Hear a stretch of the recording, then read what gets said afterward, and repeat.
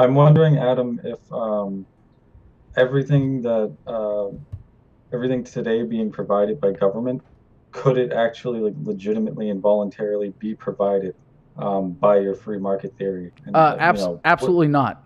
Absolutely not. The, no. the free market cannot provide police brutality. It cannot provide war. It cannot provide destruction of the middle class. It cannot provide massive ripoffs and theft through government and through the central banking system. Sorry, the free market will not provide those things. Darn. um, Was there something else you were concerned with?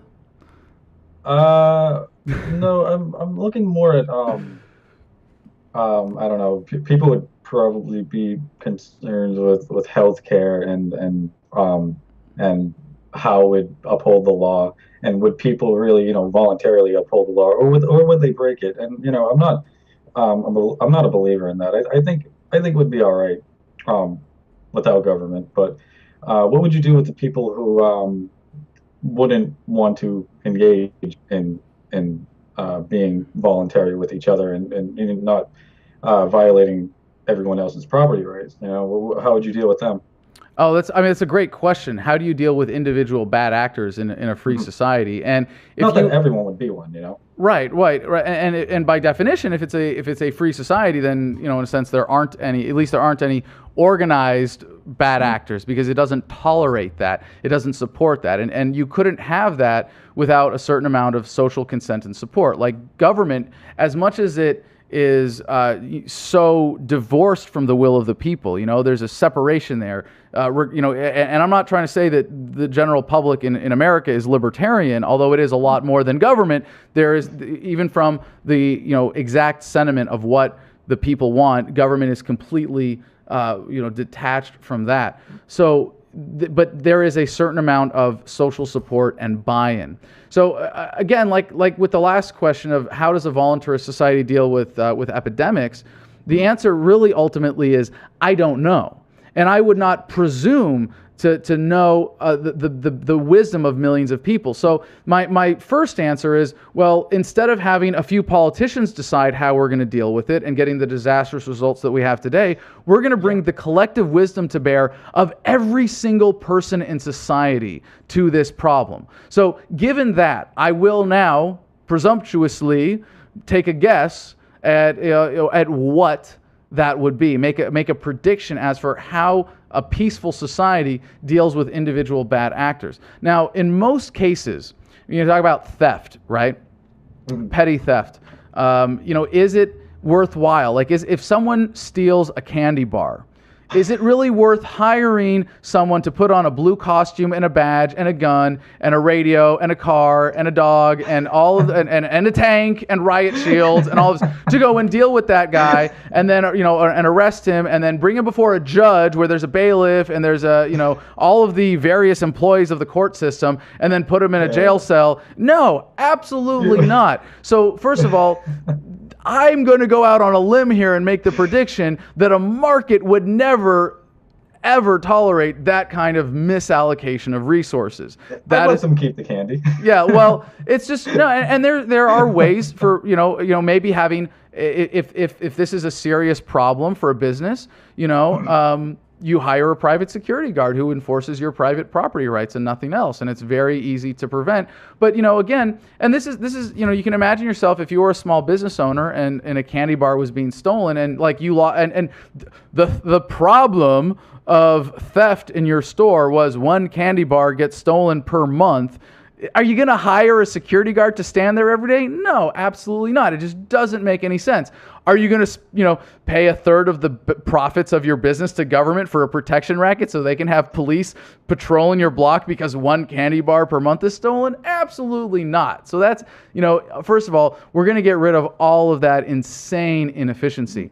Now, this gets to the problem of bigger theft then, right? What if someone really steals something? Like, what if someone steals a car? And they jack your car, or what if they break into your home and they take a TV or right. Absolutely. Now those are huge, significant problems. But look at what do the police do right now when you have problems of major theft?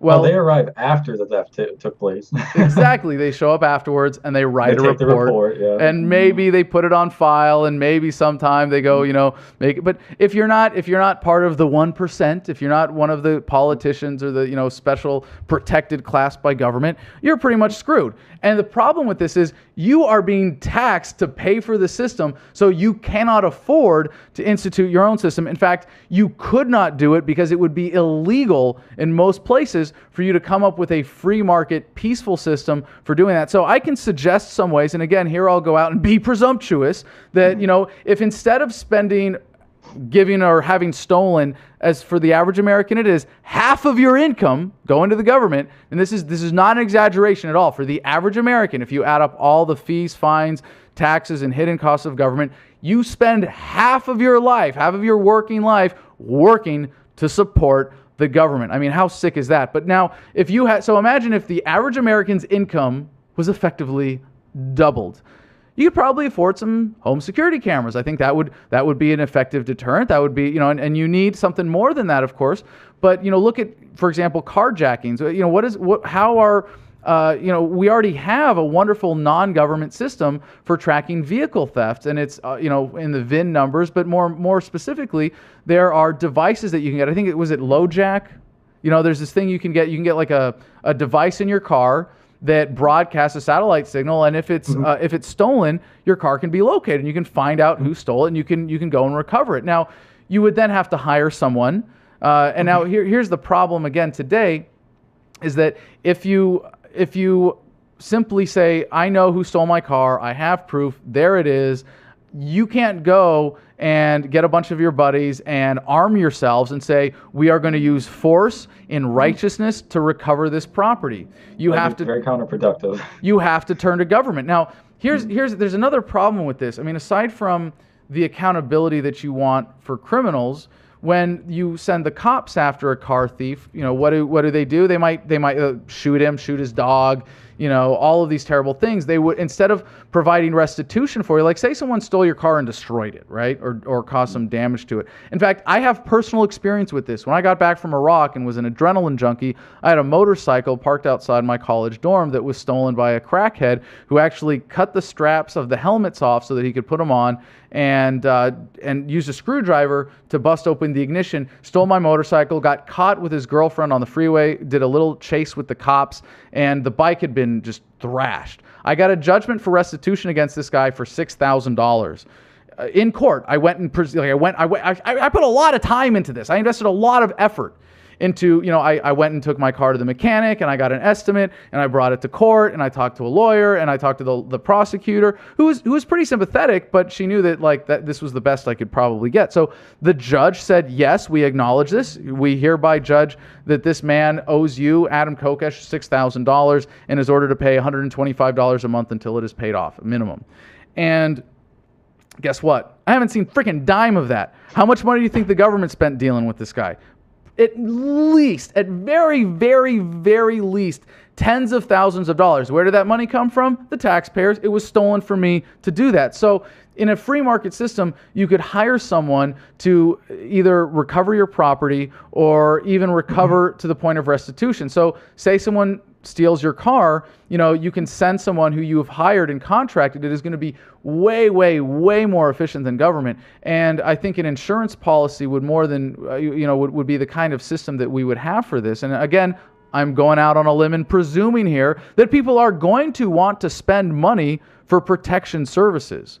Now, to get a little more theoretical here, going and reclaiming property by force is still inferior to calling someone out, putting them on public notice, and ostracizing them. So while it is righteous to use force, and if society sets this standard, a voluntary or free society is one that has set a standard of the only righteous use of force is in defense of property, or in defense of yourself, your property that is your body, then you can use violence or I should say force specifically in cases where property has been violated. However, I believe that the market will show a preference for non-coercive or non-violent solutions.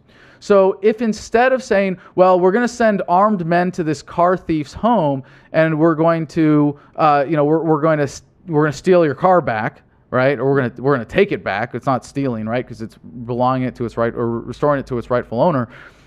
A superior system might say, well, we have the technology, we're all connected on the internet, we can identify this person, and we can say, okay, we've identified, it's very clear, he stole your car. If unless he returns it and returns it with restitution for all of the inconvenience that he has caused you, he is now ostracized from society until he makes good on that. And if that means, and you could have said, maybe even as little as 20 years ago, Adam, that's unrealistic. Well, you could still have better nonviolent solutions even without the technology that we have today. But the technology that we have today makes these nonviolent solutions even more realistic and possible, where you can say something like, well, if this guy wants to do business with all these other businesses that are part of this dispute resolution organization or insurance company network, or just part of the community, sorry, we're not going to do business with you until you make good on this. And if you can say, well, guess what? I'm a grocery store owner and I don't support thieves. If you're a thief and you're publicly identified as such, you are cut off from food until you make good on your crime. And that is a non-violent, non-coercive solution to theft. Now I'll take it to the next level. Do you have any questions so far? Yeah, the individual or group you hired to go recover your property, how would they handle that? Would they be nonviolent, or would they initiate violence only if it was necessary? How would that go about? Yeah, no, that's a very good question. Like I said, I'm pretty confident in my prediction that in the long run, as we're able to develop the non-coercive means that I described, the market will have a preference for that, because use of force against another human being, it comes with risks and dangers that are costly. And the market inherently avoids unnecessary costs that aren't essential to providing the services and providing for human happiness. So in that sense, I think that we will express a preference for the nonviolent ones. But if it is a voluntary society that, say, will not tolerate government because it's violent, well, I'm pretty sure that society is not going to turn around and then hire someone to be a big asshole just like government has been. So I'm pretty sure there's going to be a market preference expressed for those nonviolent, non-forceful solutions. But at very, very least, if we're talking about a society that doesn't tolerate government because it is inherently violent and violates people's rights by definition, then you're not going to see a preference for a private or free market version of that. And that's a very important distinction. And this is not just, this also goes to the argument, oh, well, rich people are going to be in charge when you have a free society and they're going to control all of the enforcement mechanisms.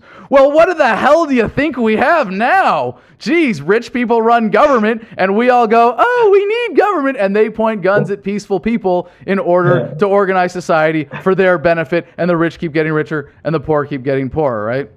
Why do people I think they get it confused. Why do people refer to capitalism as like a form of like corporatism? Well, they get it like why?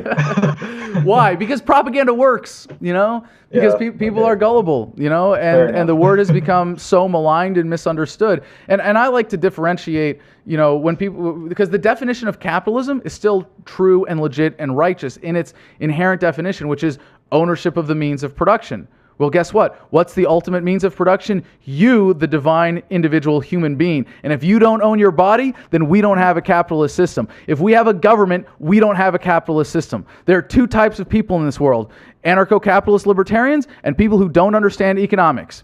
So that being said, I have to go and address the more difficult part of your question, which is the really, really bad actors, violent individuals, right? Well, first of all, murderers, the rapists, yep. This question, without government, how will we deal with violent criminals? Well, first of all, we're going to stop electing them to office and sending them overseas, to harass people in other countries. We're going to stop giving them blue costumes and guns and carte blanche to do whatever they want and abusing American citizens. How about that? How about we stop doing that? How about that's how we deal with violent criminals? Okay. Now, for the individual violent criminals who are less well organized than government, there is a legitimate problem there. But to put it in context or in perspective, using government to go after individual bad actors is like using cancer to go after flatulence. So that being said, to deal with individual bad actors in a non-violent way, you can pool your resources, again, through dispute resolution organizations or through non-coercive entities, through insurance companies, through private security firms like we already have today. And government, again, doesn't prevent crimes. They show up afterwards and file reports. Private security that has an interest, that has an accountability to the people they're protecting, they actually prevent crimes by being present, by defending property, defending individuals. Very important distinction. So how do we deal with murderers and rapists and real thugs that are hurting people, right? Yeah, I actually had a friend of mine who debated me that if you murder or if you rape, the death penalty would be applicable, and I disagreed. I told him, no, we can. Well, I took your theory. I'm like, no, we can actually take them, and yeah, we can like confine them and isolate them away from everybody else, but we can make them give back to the world. Yes. Seeing as they took away from the world, they can give back. Absolutely. Whatever you want them to do. I don't know. Work debtors' for prisons. You, yes, absolutely. Yeah, right. Absolutely. And they go, no, we have to kill them. They'll break out of that, and then they'll go kill other people. I'm like, well, if they become that much of a problem, right? Then maybe, and I really don't like violating the naturally inherited property rights of others, especially by killing them. But if they become that much of a problem, maybe. I mean, if you really can't contain them, and it'll eventually get to that point, maybe. What do you think? I mean, would you? Yes. No. This is very important. Under a moral framework, you are justified in killing someone if they are a threat to you or society. If you are, and you got to, again, using that force, though, using that violence is very risky and dangerous, and therefore costly and can be avoided. And not only that, as you point out, when you send someone to prison, they're not contributing to society. They're not providing for justice or helping provide any kind of recompense for their crimes whatsoever. They are just becoming a double leech on society, and I've been to jail. I know what that's like, but you go to federal prison and it's like summer camp, I mean, there's still plenty of sex, but retreat, not jail. Right, exactly. The government-induced, taxpayer-funded spiritual retreat. But there were, the people that go to jail, and I certainly believe their inherent rights to self-ownership can still be respected. But it's if you have made yourself a threat to others, then other people who have recognized that threat or been victims or harmed in that threat are justified in forcibly isolating you from society. So yes, you can have private prisons, you can have facilities where they do that, and I think really the best one would be a debtor's prison, where the reason I'm pretty confident, again, in making this prediction is because the market has a good history of expressing preference for value. And if you destroy the value, like, okay, someone killed somebody, great. Does that mean necessarily that they are a worthless human being? Of course not. I mean, they can at least make license plates or, something like that, right? Well, maybe, I guess in a free society, they wouldn't be making license plates because you wouldn't need a license plate in the first place to have the freedom of movement that we inherently have as human beings that the government likes to restrict so much. So, would you encourage mental evaluation of the person who raped or killed somebody before? Oh, yes. Would you? Okay, yeah. Absolutely. No. Yeah, I brought that up. I'm like, well, before we even isolate them and put them in prison, and before we even you isolate first. Need to kill them, that's you isolate first. Going on up here. Yes, well, you isolate first. That's the public safety issue. Okay, that's an important, legitimate service.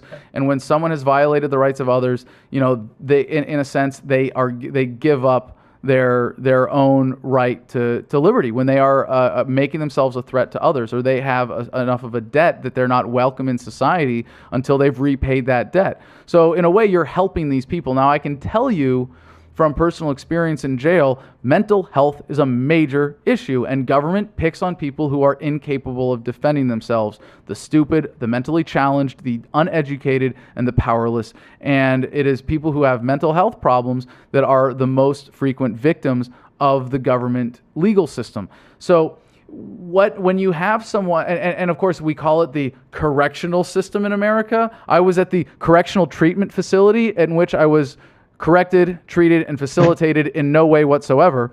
But yes, if you talk about maximizing value, this is what the market expresses preference for, where the government expresses a preference for violent and coercive means to exploit people. So how do you maximize value in society? Like, what is the ideal outcome? And you can say this, or you can see this. If someone rapes someone, they obviously have something wrong with them.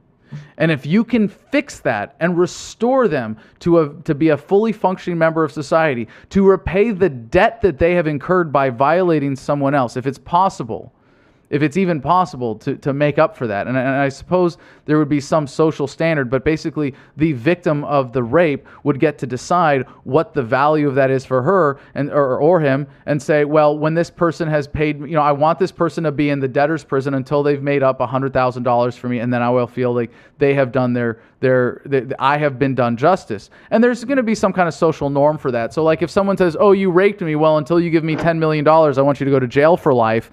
Yeah, I think the market would express a preference for, against someone doing that kind of extortion. Because I could say, well, someone slapped me in the face and it caused me emotional harm, and therefore they owe me $1 million.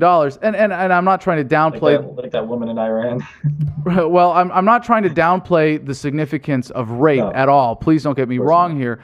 But that would be the way that is dealt with, rather than, well, we're going to punish them and lock them in a cage where they get 3 hots and a cot and they get to watch TV all day, and they're a total drain on society, on the taxpayers, and the victim of the rape gets nothing.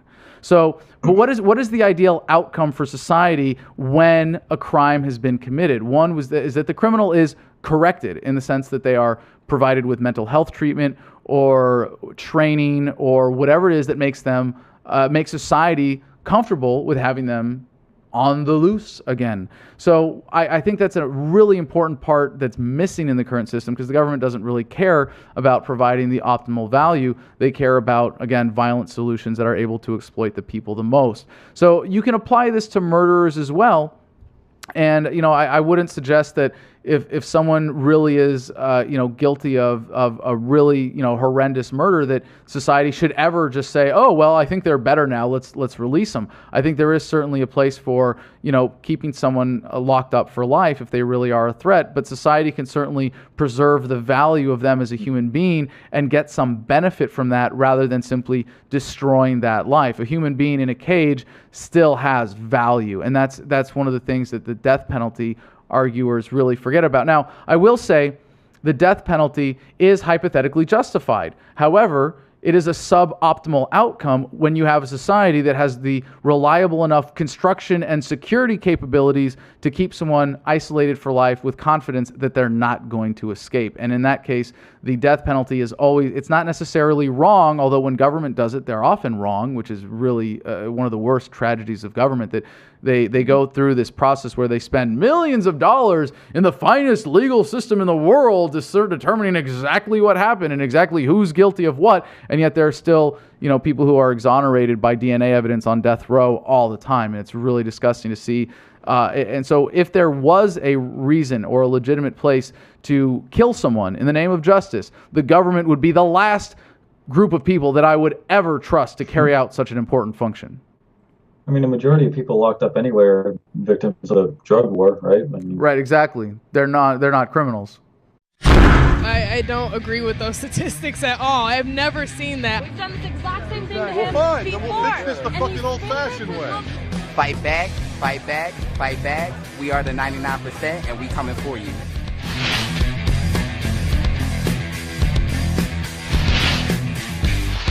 And a radio and a car and a dog and all of and a tank and riot shields and all of this to go and deal with that guy, and then and arrest him, and then bring him before a judge where there's a bailiff and there's all of the various employees of the court system, and then put him in a jail cell. No, absolutely not. So first of all, I'm going to go out on a limb here and make the prediction that a market would never ever tolerate that kind of misallocation of resources. That lets them keep the candy. Yeah, well, it's just no, and there are ways for maybe having, if this is a serious problem for a business, you hire a private security guard who enforces your private property rights and nothing else. And